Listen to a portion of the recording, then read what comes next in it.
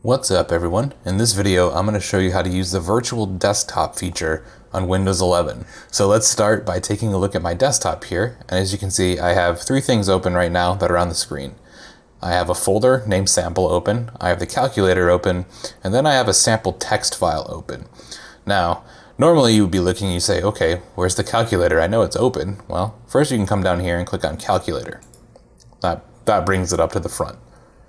Now, the next thing you can do is this little icon down here with the two squares. When you click it, it'll now bring up all the windows you have open on that desktop view. And I could click sample, the sample folder. That makes that front and center. I can click it again, click on the text file. Now that brings that to the front. Now, you might have seen down here where it says desktop 2. What you can do is you can make different desktops down here, so that way if I click on desktop 2, now there's nothing open on this screen. So I can come over here and I could make a new text file right here.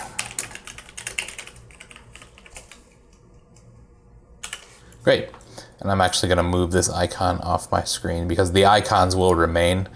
Just to show that if I come over here back to desktop 1 and I just move everything over, you can see that the icon remained. However, it's not open on desktop 1. But if I click down here again and go back to desktop 2, you'll see here's the new text file. And this is really helpful when you have a lot of different things open, or if you want to have desktop 1 be for one thing and desktop 2 be for another. So that way you can go back and forth and have multiple things open at one time.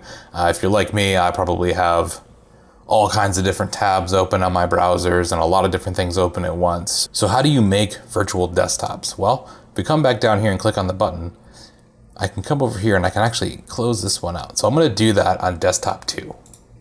Boom. So now I'm just left with one desktop here. And actually, as you see, it brought over the text file I had open onto this desktop view. So I'm just going to go ahead and close that in this example. Okay, so I'm going to come back down, click on the button, and I just click on New Desktop. When you do that, this slides in, and now you have a blank desktop. If I open up this new text file again, we have a new text file. I'm just going to zoom up so you can see this was the same file I had open. And if I come back over to desktop 1, you no longer see that file open on desktop 1. But I can go over to desktop 2, and there it is. All right, hope that helps. Thanks.